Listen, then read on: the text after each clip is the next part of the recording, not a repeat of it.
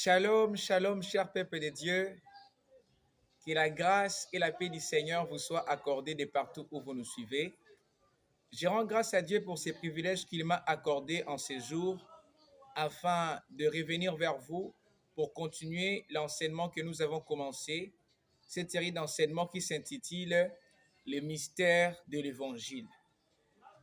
Avant que nous entrions et que nous abordions la partie que nous voulons vous partager, nous allons prier le Seigneur pour que le Seigneur nous assiste par son Esprit Saint pour que nous puissions parler comme il convient de parler.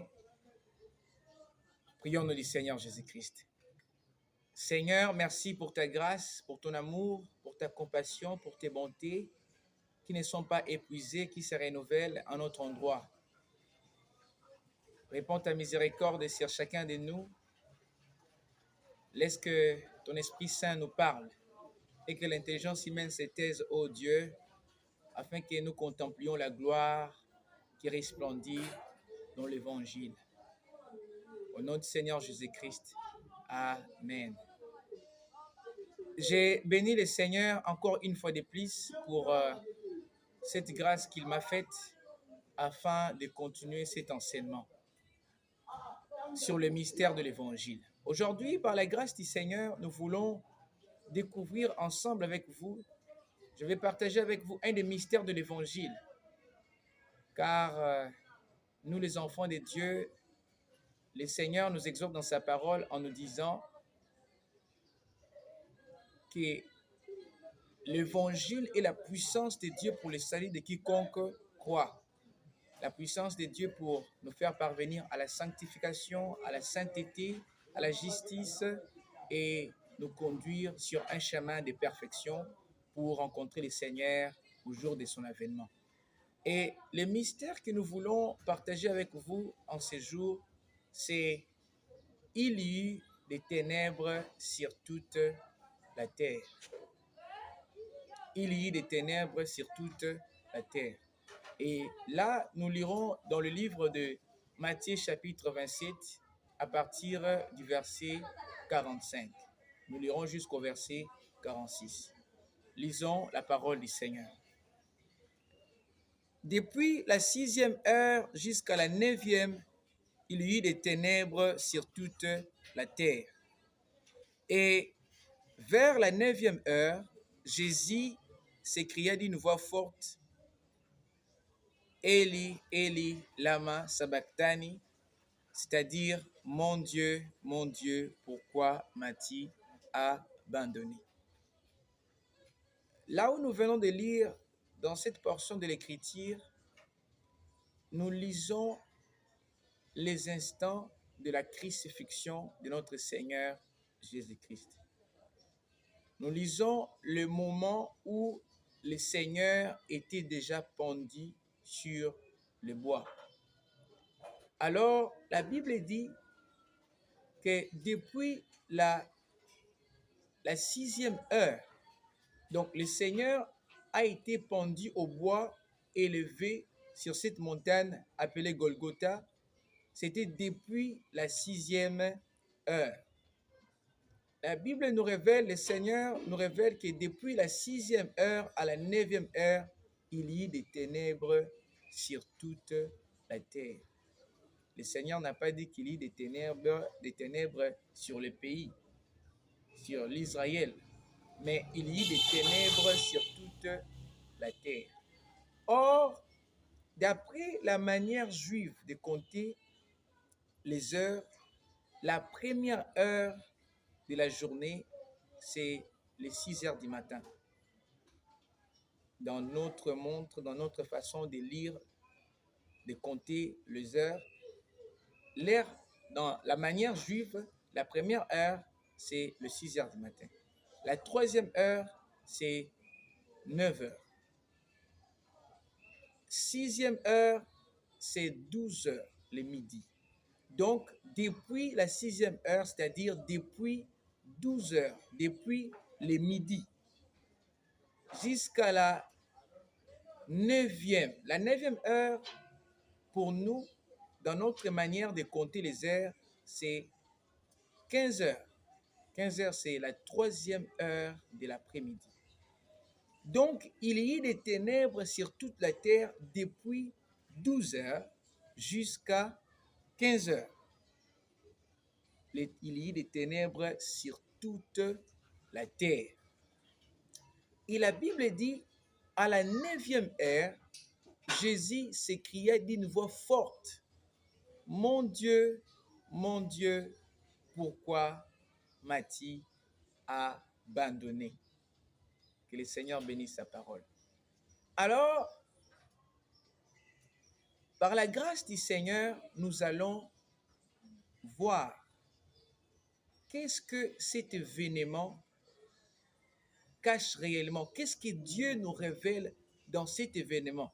Cette obscurité qui est tombée sur la terre, ces ténèbres qui sont tombées sur la terre depuis 12 heures jusqu'à 15 heures sur toute la terre. Alléluia. Les ténèbres qui sont tombées sur la terre en ce jour-là, en cet instant-là, pendant ces heures-là, Jésus-Christ était sur la croix. Jésus-Christ était pendu sur les bois. Alléluia. Pour que nous puissions comprendre, pour que nous puissions saisir le message de Dieu par rapport à ce qui s'est passé en ce jour-là, il faudrait que nous lisions un passage de l'Écriture dans le livre des 2 Corinthiens. Nous lirons 2 Corinthiens chapitre 5, le verset 21. Nous allons lire au nom du Seigneur Jésus-Christ.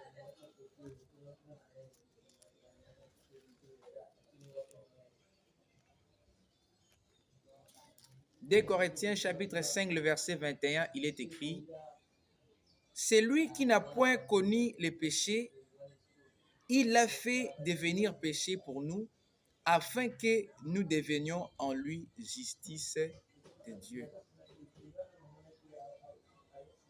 Cette portion de l'Écriture parle de notre Seigneur Jésus-Christ. La Bible dit, c'est lui qui n'a point connu les péchés. C'est Jésus-Christ qui n'a point connu les péchés.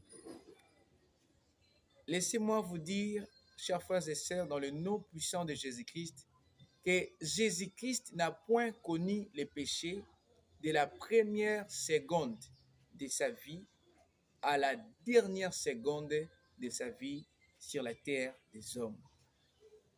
Il n'a point connu des péchés. Or, la Bible dit, il l'a fait devenir péché pour nous. Dieu l'a fait devenir péché pour nous, afin que nous devenions en Jésus-Christ justice de Dieu.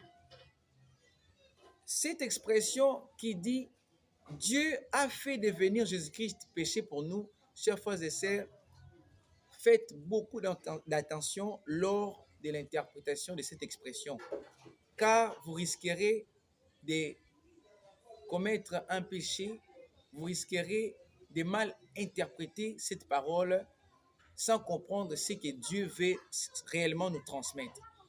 Pour comprendre cette expression qui dit Dieu l'a fait devenir péché, il faut que nous lisions la suite. La Bible dit afin que nous devenions en Jésus-Christ justice de Dieu. Alors, pour que nous comprenions la dernière expression qui dit afin que nous devenions en Christ justice de Dieu, cette expression signifie quoi exactement? Cette expression signifie afin que Dieu nous justifie, afin que Dieu nous déclare justes en Christ pour que nous soyons traités parfaitement comme Dieu traite les justes. Lorsque nous devenons justice de Dieu en Jésus-Christ, c'est-à-dire Dieu nous déclare justes, Dieu nous considère comme des justes. Et Dieu nous traite parfaitement comme il doit traiter les justes. Au moment où nous croyons au Seigneur Jésus-Christ, Dieu nous déclare des justes. Dieu nous considère des justes et Dieu commence à nous traiter comme il doit traiter un juste. C'est en croyant en Jésus-Christ. Cependant, aux premiers instants de notre vie chrétienne, de notre marche étant enfant de Dieu, ce n'est pas toute la justice qui vient en nous. Pourquoi? Parce que Dieu, dans sa sainteté, peut certainement trouver des injustices en nous qui, Dieu étant Dieu dans sa sainteté, nous étant ses enfants, il prendra soin de nous purifier, de nous sanctifier par sa parole au fur et à mesure que nous marchons avec lui. Cependant, en croyant, il nous déclare justes et il nous traite parfaitement comme il doit traiter les justes.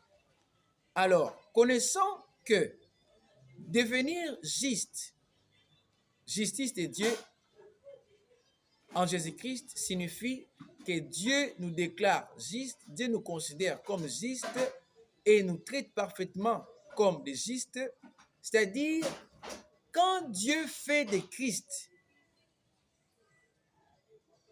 péché, quand Dieu fait devenir Jésus-Christ péché, c'est-à-dire quoi?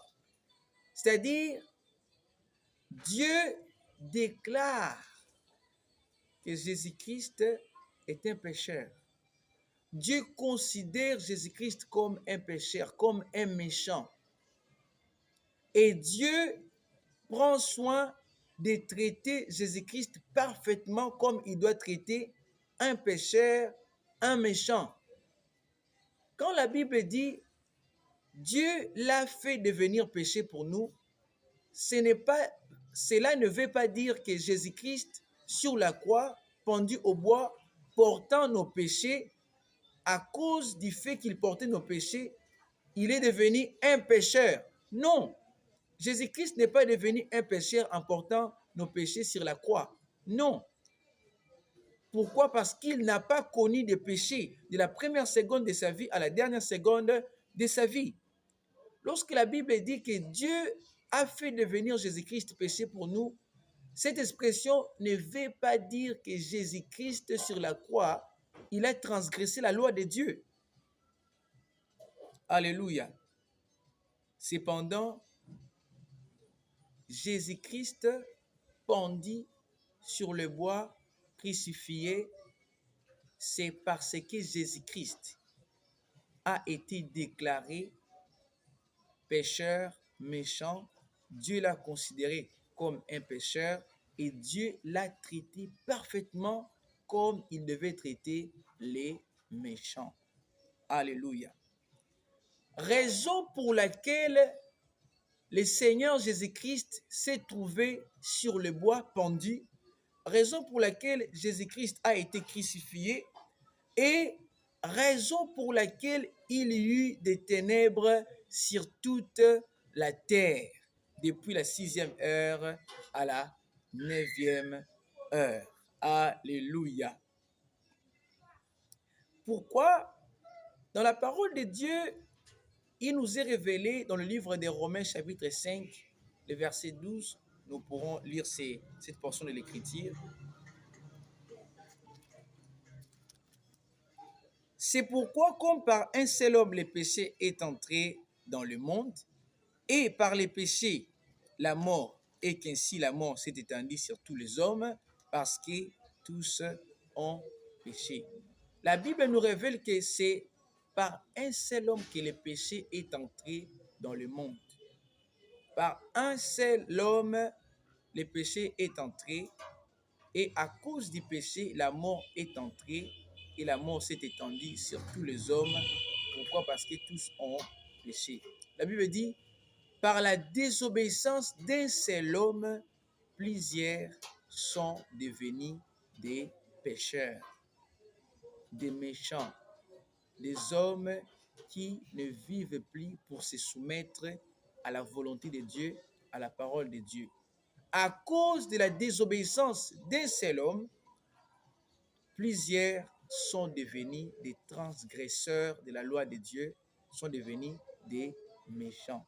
Alléluia. Et la Bible dit que la voix des méchants est comme les ténèbres.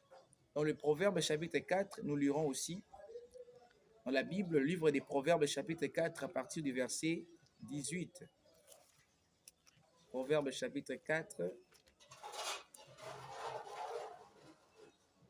Proverbe chapitre 4 du verset 18 au verset 19. Il est écrit: les sentiers des justes est comme la lumière resplendissante, dont l'éclat va croissant jusqu'au milieu du jour.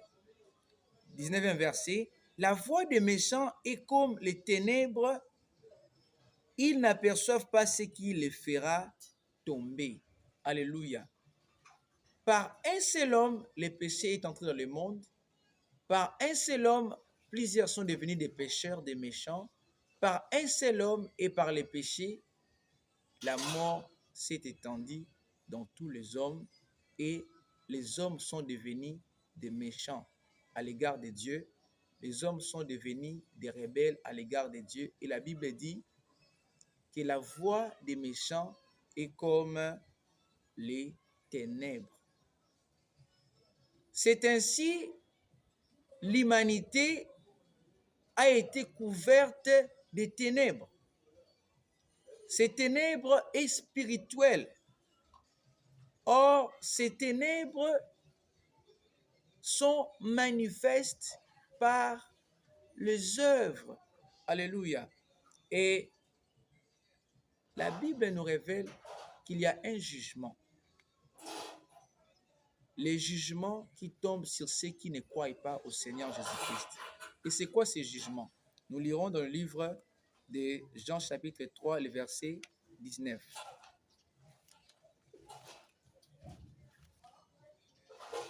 Jean chapitre 3, le 19e verset, nous lisons au nom du Seigneur Jésus-Christ. Il est écrit: et ce jugement, c'est que la lumière étant venue dans le monde, les hommes ont préféré les ténèbres à la lumière, parce que leurs œuvres étaient mauvaises. Nous lirons aussi le 20e verset. Car quiconque fait le mal est la lumière et ne vient point à la lumière de peur que ses œuvres ne soient dévoilées. Alléluia. Le jugement de ceux qui ne croient pas au Seigneur Jésus-Christ est que la lumière qui est Jésus-Christ, en venant dans le monde, les hommes ont préféré les ténèbres à la lumière. Au lieu de choisir la lumière, les hommes ont choisi les ténèbres. Pourquoi? La Bible dit parce que leurs œuvres étaient mauvaises.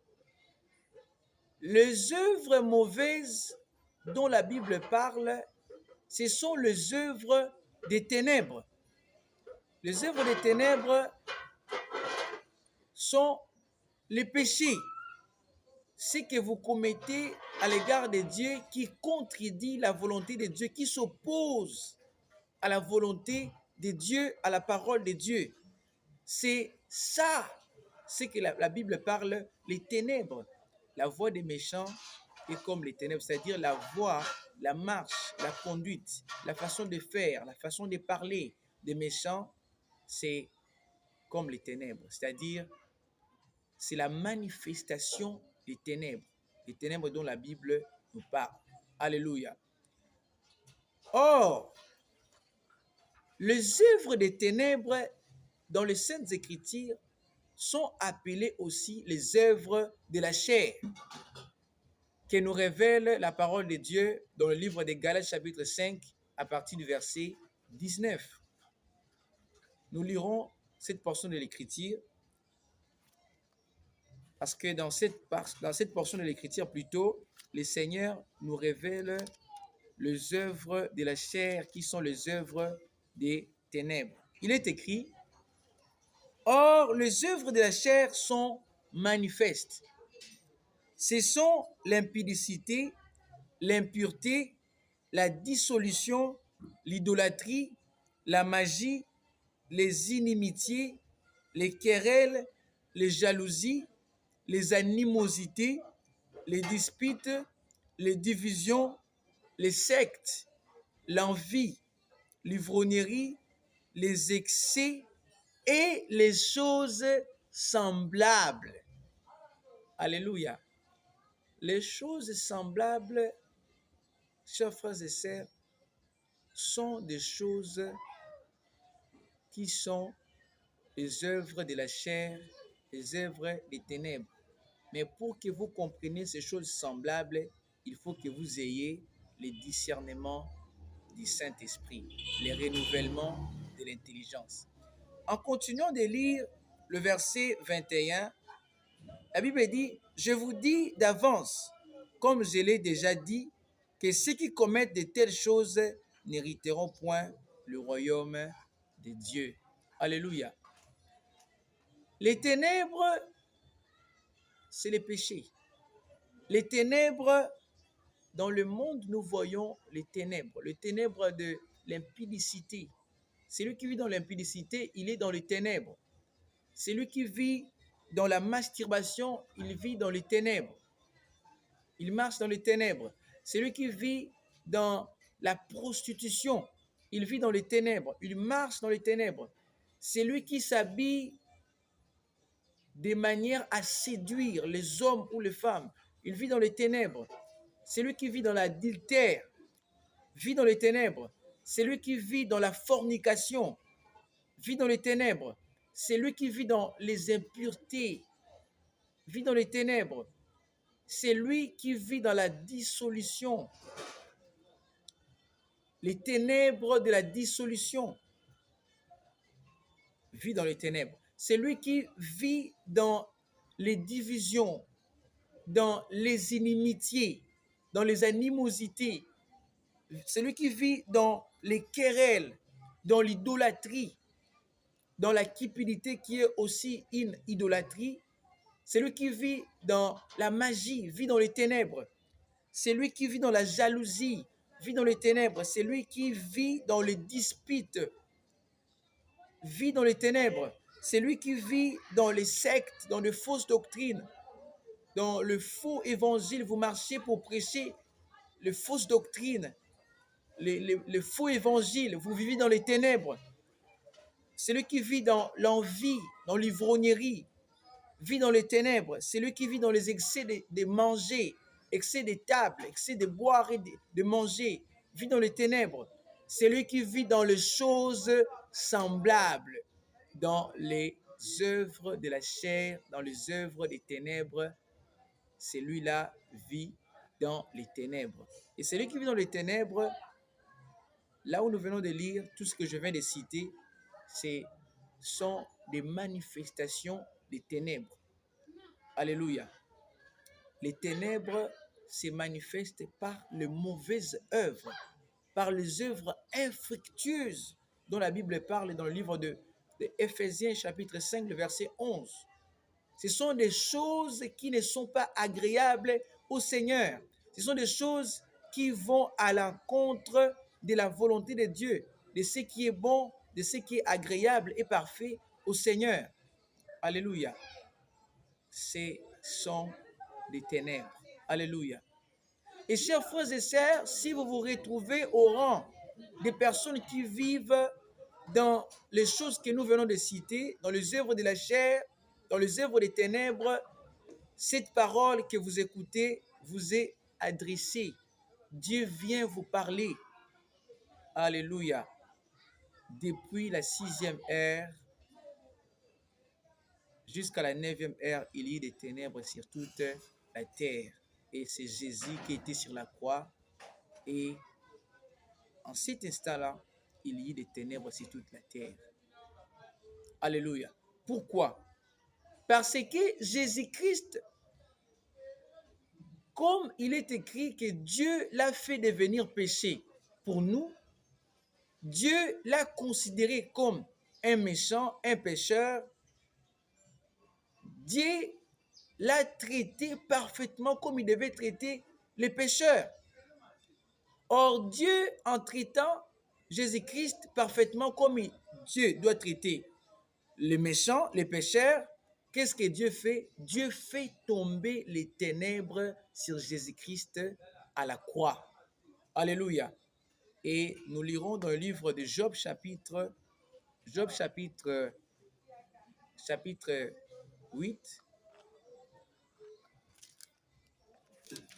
Job chapitre 18 plutôt. Job chapitre 18, nous lirons à partir du verset 5. Nous lisons au nom du Seigneur Jésus-Christ. Job chapitre 18, le verset 5, il est écrit: la lumière du méchant s'éteindra, et la flamme qui en jaillit cessera de briller. La lumière s'obscurcira sous sa tente, et sa lampe au-dessus de lui s'éteindra. Nous allons aussi lire le verset 18. Il est poussé de la lumière dans les ténèbres, il est chassé du monde. Les ténèbres qui est tombé sur toute la terre au moment où Jésus-Christ était pendu au bois, Dieu qui traite Jésus-Christ parfaitement comme il devait traiter les méchants, Dieu fait quoi? Dieu fait éteindre la lumière. Jésus-Christ est la lumière. Alors, parce que Jésus-Christ avait pris la place des méchants, Jésus-Christ a été traité comme un méchant. Alors la Bible dit, la lumière du méchant s'éteindra. Raison pour laquelle, en ce jour-là, à cet instant-là, il y a des ténèbres sur toute la terre. Donc Dieu accomplit cette parole pour nous révéler, pour nous montrer que Jésus-Christ a pris notre place. Jésus-Christ a accepté d'être châtié de Dieu.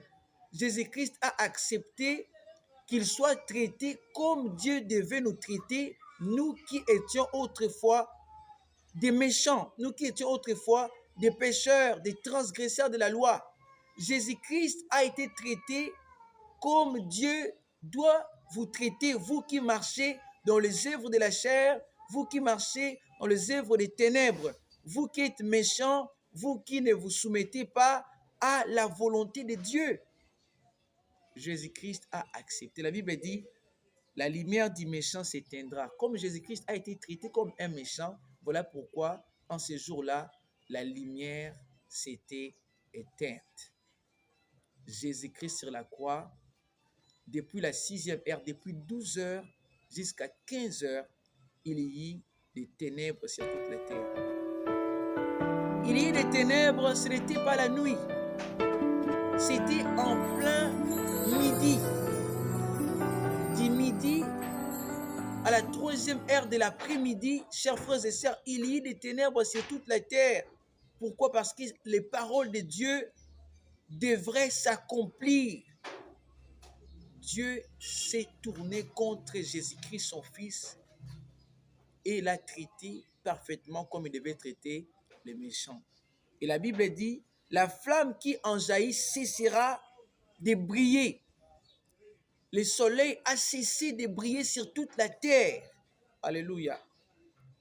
La lumière s'est obscurcie en ce jour-là.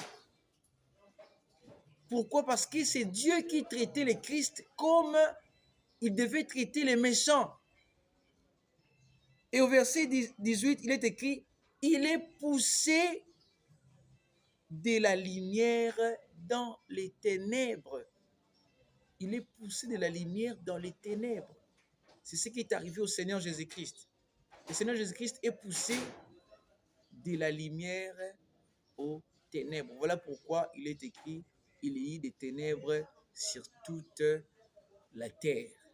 Alléluia. Et nous lirons encore un autre passage de l'Écriture dans le livre de 1 Samuel chapitre 2. 1 Samuel chapitre 2, le verset 9. 1 Samuel chapitre 2, le verset 9. Il est écrit, ce verset a deux parties. la partie qui nous intéresse le plus, c'est la deuxième partie.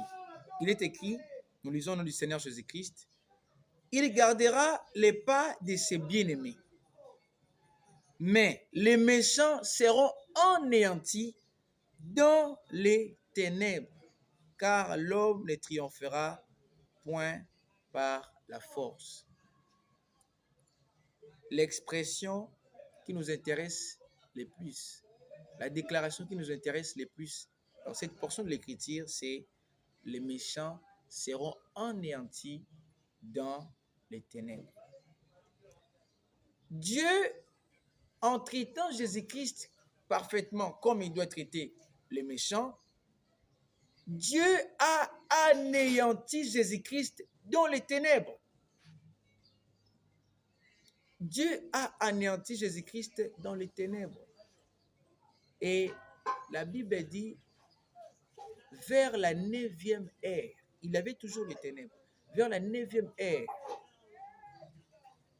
Jésus-Christ s'écria d'une voix forte, mon Dieu, pourquoi m'as-tu abandonné? Et c'est alors qu'il rendit l'esprit. Les méchants seront anéantis dans les ténèbres. C'est ce qui est arrivé à Jésus-Christ sur la croix.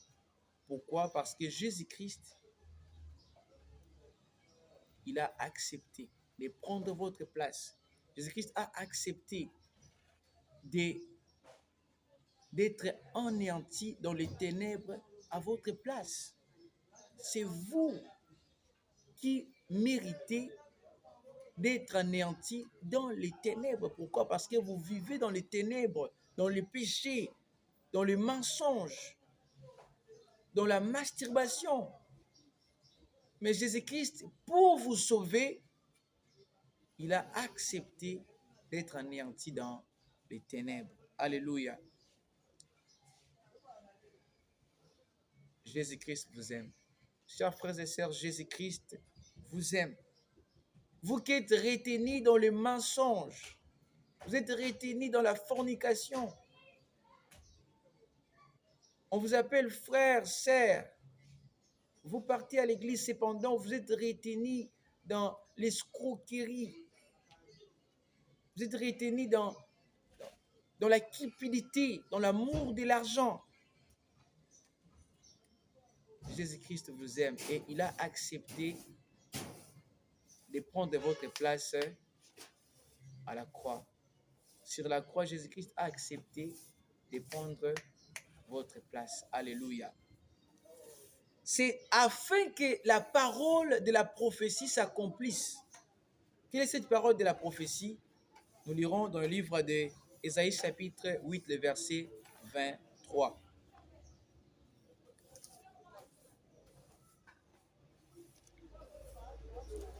Ésaïe chapitre 8, le verset 23, nous lirons dans le nom du Seigneur Jésus-Christ. Il est écrit: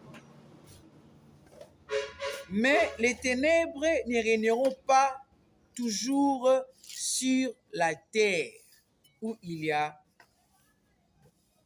des angoisses. Si les temps passés ont couvert d'opprobre les pays des Zabulon et les pays de Nephtali, les temps à venir couvriront de gloire la contrée voisine de la mer au-delà du Jourdain, les territoires des gentils. Et en lisant au premier verset du chapitre 9, il est écrit: les peuples qui marchaient dans les ténèbres voient une lumière, une grande lumière sur ceux qui habitaient le pays de l'ombre de la mort, une lumière resplendit. Afin que cette parole de la prophétie s'accomplisse. Cette parole de la prophétie était accomplie physiquement sur la contrée des Zabulon. Cependant, cette parole de la prophétie devrait s'accomplir spirituellement dans la vie des hommes et que les ténèbres ne régneront pas à toujours.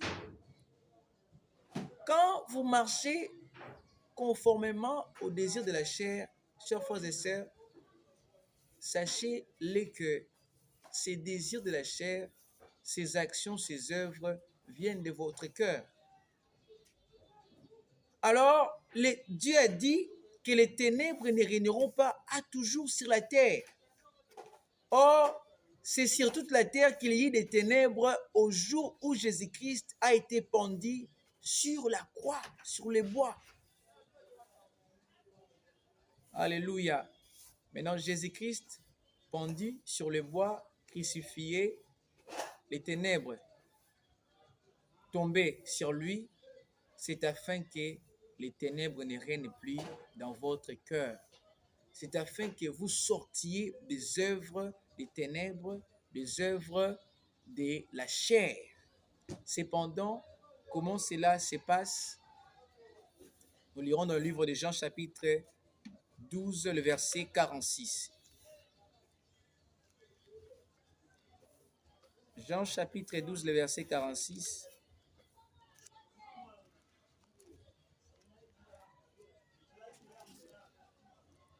Nous lisons au nom du Seigneur Jésus-Christ. Il est écrit, « Je suis venu comme une lumière dans le monde, afin que quiconque croit en moi ne demeure pas dans les ténèbres. » Jésus-Christ est venu dans le monde étant la lumière des hommes, afin que quiconque croit en lui ne demeure pas dans les ténèbres, ne demeure pas en pratiquant les œuvres des ténèbres, les œuvres de la chair.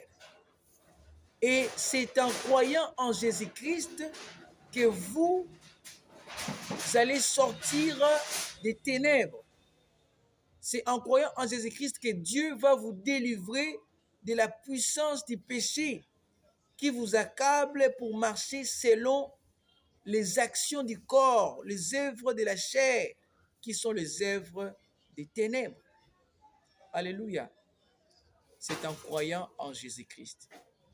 Et maintenant, chers frères et sœurs, le Seigneur vous dit, croyez au Seigneur Jésus-Christ, afin que vous soyez délivrés des œuvres des ténèbres, des œuvres de la chair, afin que vous soyez délivrés du pouvoir du péché qui s'exerce sur vous. Alléluia. C'est en croyant en Jésus-Christ. En croyant en Jésus-Christ, votre cœur ne sera plus dirigé, orienté, ordonné par le péché, par les œuvres des ténèbres. Pourquoi? Parce que la parole de la prophétie s'accomplira sur vous. Cette parole qui est dite, qui est écrite, qui est dite, les ténèbres ne régneront pas à toujours. Or, quand les ténèbres se dissipent, cela veut dire la lumière vient briller. Alléluia. Alléluia. Or, en croyant en Jésus-Christ, la Bible nous révèle dans le livre d'Apocalypse chapitre 22, verset 16, que Jésus-Christ est l'étoile brillante du matin. Alléluia. Jésus-Christ est l'étoile brillante du matin. C'est lui le soleil de la justice qui s'élève. Alléluia. En croyant en Jésus-Christ, qu'est-ce qui se passe dans votre cœur? Il y a une parole de l'Écriture qui s'accomplit dans vous. C'est quelle parole? Que la lumière soit. Alléluia. Alléluia.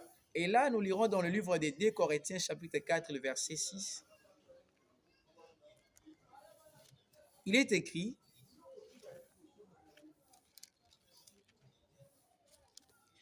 car Dieu qui a dit, la lumière brillera au sein des ténèbres, a fait briller la lumière dans nos cœurs pour faire resplendir la connaissance de la gloire de Dieu sur la face de Christ. Alléluia. En croyant au Seigneur Jésus-Christ, Dieu fait briller sa lumière, la lumière de Jésus-Christ dans votre cœur pour que la connaissance de la gloire de Dieu sur la face de Christ resplendisse, afin que vos œuvres deviennent des œuvres de lumière, les œuvres qui sont faites en Dieu, les œuvres que Dieu a préparées dès longtemps pour que vous pratiquiez. Alléluia. Alléluia. C'est en croyant en Jésus-Christ. Et en croyant en Jésus-Christ, vous devenez enfant des lumières. Alléluia. Selon Éphésiens chapitre 5, le verset 8. Vous devenez enfant des lumières pour marcher dans la lumière. Croyez au Seigneur Jésus-Christ, chers frères et sœurs. Acceptez Jésus-Christ dans votre cœur. Croyez au Seigneur Jésus-Christ.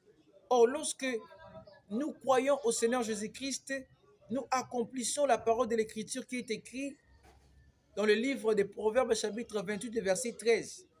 Celui qui cache ses transgressions ne prospère point, mais celui qui les avoue et les délaisse obtient miséricorde. Alléluia. Voilà pourquoi il est écrit: repentez-vous et convertissez-vous pour que vos péchés soient effacés. Et quiconque invoquera le nom du Seigneur sera sauvé. Il y a des ténèbres sur toute la terre, car c'est Jésus-Christ sur la croix qui prenait votre place et Dieu a fait éteindre sa lumière sur lui. Et Jésus-Christ sur la croix, il est mort. Au troisième jour, il est ressuscité. Il est vivant, il donne la vie et c'est lui la lumière qui éclaire nos ténèbres. Il est écrit: c'est par ta lumière, ô Dieu, que nous voyons la lumière. Alléluia. C'est Jésus-Christ qui peut éclairer vos voies. C'est Jésus-Christ qui peut vous délivrer de la puissance des ténèbres. Vous délivrer de la puissance des ténèbres et vous transporter dans son royaume, comme l'est écrit dans le livre des Colossiens chapitre 1, le verset 13. Alléluia. Que Dieu nous a délivrés de la puissance des ténèbres et nous a transportés dans le royaume du Fils de son amour. C'est le royaume des lumières. Alléluia. Car c'est lui à qui nous croyons, il est la lumière. La lumière qui a existé avant que Dieu puisse créer les luminaires. Alléluia. Alléluia. La Bible dit: Dieu sépara la lumière des ténèbres. Avant même que Dieu puisse créer les luminaires qui doivent précéder. Et c'est lui qui faisait briller sa lumière dans le monde. Alléluia. Que le Seigneur bénisse sa parole, que le Seigneur vous bénisse aussi pour votre attention à ces messages. C'est votre serviteur, le frère Josué Nzanza, depuis la République démocratique du Congo. Shalom.